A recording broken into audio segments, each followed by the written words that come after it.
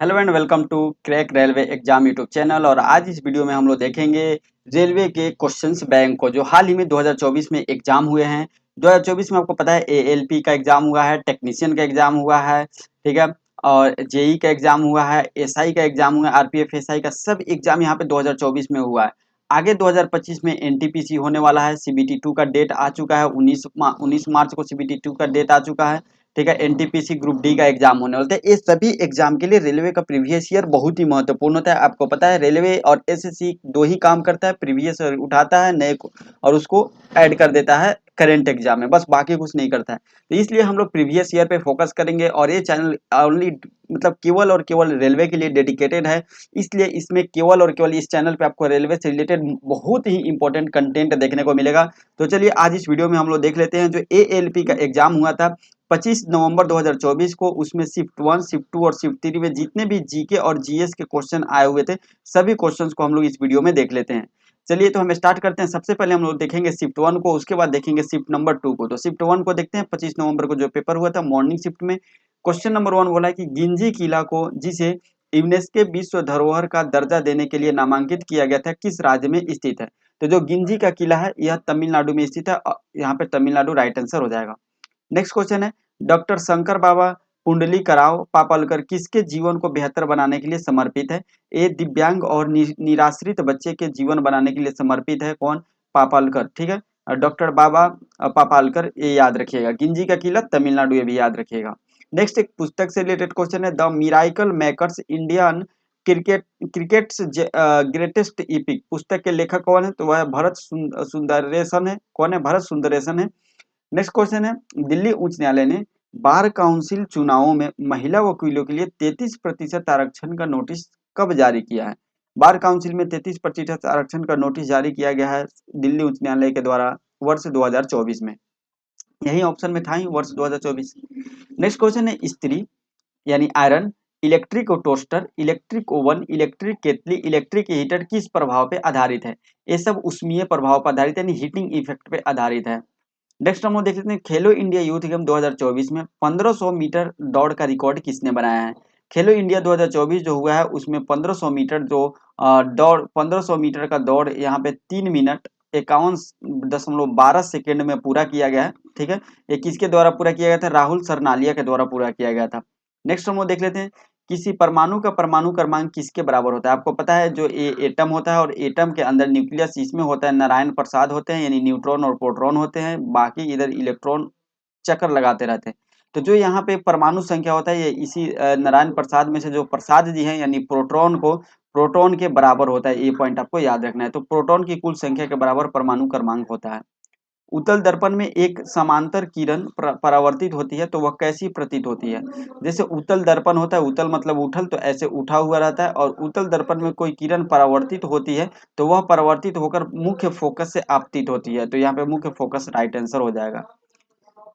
कौन सा कोशिकांग एटीपी उत्पादन से संबंधित है। एटीपी का निर्माण यहाँ पे किसके द्वारा, माइटोकॉन्ड्रिया के द्वारा किया जाता है। माइटोकॉन्ड्रिया एक कोशिकांग है जिसके पास खुद का डीएनए और राइबोसोम भी होता है, ये याद रखिए। इसके पास खुद का डीएनए भी होता है कोशिक माइटोकॉन्ड्रिया के पास, ठीक है। जब हाइड्रोक्लोरिक अम्ल जल के साथ अभिक्रिया करता है तो क्या प्राप्त होता है। हाइड्रोक्लोरिक अम्ल यानी ठीक है जल के साथ अभिक्रिया करता है तो H3O+ और Cl- का निर्माण करता है, याद रखिएगा। इंपॉर्टेंट क्वेश्चन है, इसको लेकर बहुत चर्चा भी हुआ था यूट्यूब पे। क्या चुंबकीय दिक्सूचक उपकरण विद्युत धारा के चुंबकीय प्रभाव का उपयोग करता है। बिल्कुल नहीं करता। जो चुंबकीय दिक्सूचक यानी जो चुंबकीय कंपास होता है, मैग्नेटिक कंपास, वो कभी भी इलेक्ट्रिक करंट का यूज नहीं करता है। तो यहाँ पे नहीं आंसर हो जाएगा। मस्तिष्क से निकलने वाली कपाल तंत्रिका तथा मेरु रज्जु से निकलने वाली मेरु तंत्रिका, ठीक है। मस्तिष्क से निकलने वाली कपाल तंत्रिका और मेरु रज्जु से निकलने वाली मेरु तंत्रिका मिलकर किसका निर्माण करती है, परिधीय तंत्रिका तंत्र का निर्माण करती है। यहाँ पे परिधीय तंत्रिका तंत्र राइट आंसर हो जाएगा। वर्ष 2024 में भारत के पूर्वोत्तर राज्यों में किस प्राकृतिक आपदा के कारण तूफान, अचानक बाढ़ और भूस्खलन की घटनाएं घटी थी। तो पूर्वोत्तर राज्यों में 2024 में अचानक से चक्रवात रेमल आ गया था जिसके कारण भूस्खलन, बाढ़, तूफान वगैरह के मामला देखने को मिले थे। यौगिकों की एक ऐसी श्रृंखला जिसमें कार्बन श्रृंखला में स्थित हाइड्रोजन को एक ही प्रकार का प्रक्रियात्मक समूह प्रतिस्थापित करता है उसे क्या कहते हैं। एक ही प्रकार का जब प्रक्रियात्मक समूह उसे प्रतिस्थापित करता है, ठीक है, तो उसे हम लोग समजातीय श्रेणी के नाम से जानते हैं। नेक्स्ट है एल्यूमिनियम, आयरन, जिंक उन धातुओं को दर्शाता है जो ठंडे जल के साथ डैश, ठंडे जल के साथ क्या करते हैं तो वो रिएक्शन नहीं करते हैं। यानी एल्यूमिनियम का सिंबल Al होता है, आयरन का सिंबल Fe होता है, जिंक का सिंबल Zn होता है। एल्यूमिनियम का एटॉमिक नंबर 13 होता है, आयरन का एटॉमिक नंबर नीचे लिखा था एटॉमिक नंबर, ऊपर तो एटॉमिक वेट लिखा था, ठीक है। आयरन का 26 होता है और जिंक का 30 होता है, याद रखिएगा, ठीक है। तो ये जो तीनों जो है ये ठंडे जल से कभी भी अभिक्रिया नहीं करते हैं। भारत सरकार ने विज्ञान प्रौद्योगिकी और नवाचार के क्षेत्र में राष्ट्रीय पुरस्कारों का एक नया सेट शुरू किया है, जिसे राष्ट्रीय विज्ञान पुरस्कार के रूप में जाना जाता है। यह पुरस्कार कितनी श्रेणियों में प्रदान किया जाता है? यानी जो हाल ही में भारत सरकार ने क्या किया है कि जो विज्ञान और प्रौद्योगिकी और नवाचार के क्षेत्र में एक नया पुरस्कार का घोषणा की है, जिससे जो लोग प्रोत्साहित हो सके इस मामले में और आगे बढ़ सके। तो उसका नाम है राष्ट्रीय विज्ञान पुरस्कार। तो आपसे क्वेश्चन ये पूछ रहा है कि राष्ट्रीय विज्ञान पुरस्कार कितने श्रेणी में दिया जाएगा? टोटल ये 4 श्रेणी में दिया जाएगा, याद रखिएगा। नेक्स्ट है किसी वस्तु द्वारा इसकी स्थिति या विन्यास में परिवर्तन के कारण प्राप्त ऊर्जा को क्या बोलते हैं? किसी यहाँ पे क्वेश्चन में ही देख सकते हैं किसी वस्तु की स्थिति या विन्यास में परिवर्तन, तो स्थिति है तो उससे जो प्राप्त ऊर्जा होगा उसे स्थितिज ऊर्जा हम लोग बोलेंगे। नेक्स्ट क्वेश्चन है बेलनाकार, अशाखित और बहुकेंद्रीय किसकी मांसपेशिया की विशेषता है? यानी कौन सी मांसपेशिया का ऐसी विशेषता है जो बेलनाकार होता है, अशाखित होता है यानी अनब्रांच्ड होता है, बहुकेंद्रीय होता है, ठीक है, यानी उसमें बहुत सारे केंद्रक होते हैं। तो वह होता है धारीदार मांसपेशिया। जो धारीदार मांसपेशिया होता है वह एक जो है वह बेलनाकार, अशाखित और बहुकेंद्रीय जो है उसकी विशेषता होती है। नेक्स्ट हम लोग देख लेते हैं केंद्रीय बजट 2024 में वित्त मंत्री ने कृषि में उत्पादकता बढ़ाने के लिए किस पहल की घोषणा की है? कृषि में उत्पादकता बढ़ाने के लिए वित्त मंत्री निर्मला सीतारमण के द्वारा केंद्रीय बजट 2024 में केंद्रीय कृषि अनुसंधान सेटअप की एक व्यापक समीक्षा की गई थी। नेक्स्ट क्वेश्चन है 2024 में कांस फिल्म फेस्टिवल के में प्रदर्शित की गई फिल्म सिस्टर मिडनाइट, फिल्म का नाम क्या है? सिस्टर मिडनाइट फिल्म में किस भारतीय अभिनेत्री ने मुख्य भूमिका निभाई है?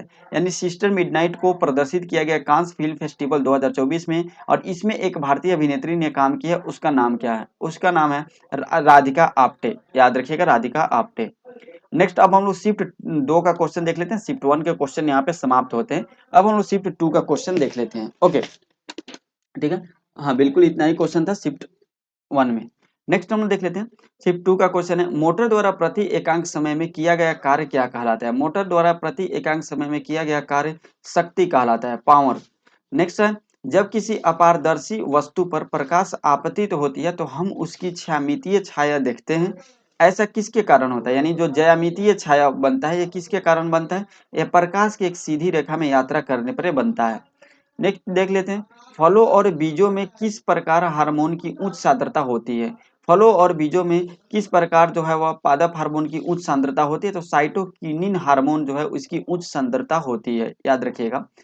कॉपर के विद्युत अपघटनी परिष्करण में, ठीक है, कॉपर के विद्युत अपघटनी परिष्करण में किस विद्युत अपघटनी का उपयोग किया जाता है? किस विद्युत अपघटनी का उपयोग किया जाता है? कॉपर सल्फेट का उपयोग किया जाता है, याद रखिएगा। शुष्क बुझे हुए चूने पर, ठीक है, शुष्क बुझे हुए चूने पर क्लोरीन की क्रिया किसका निर्माण करता है? शुष्क बुझे हुए चूने पर जब हम लोग क्लोरीन का अभिक्रिया कराते हैं तो CaOCl2 का निर्माण करते हैं, यानी ब्लीचिंग पाउडर का यानी विरंजक चूर्ण का निर्माण करता है।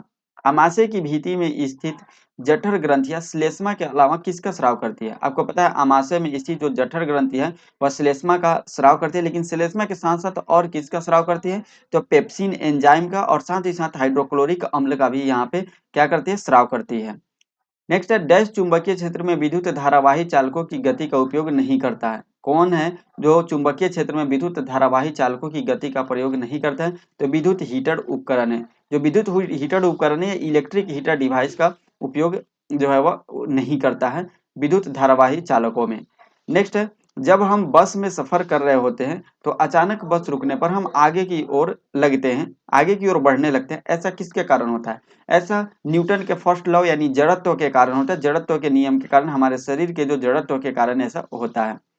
नेक्स्ट है पर्यावरणीय कारक कुछ सरीसृपों के लिए निर्धारण में महत्वपूर्ण भूमिका निभाते हैं, ठीक है।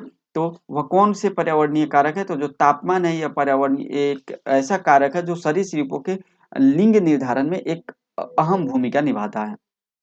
नेक्स्ट क्वेश्चन है सुमक।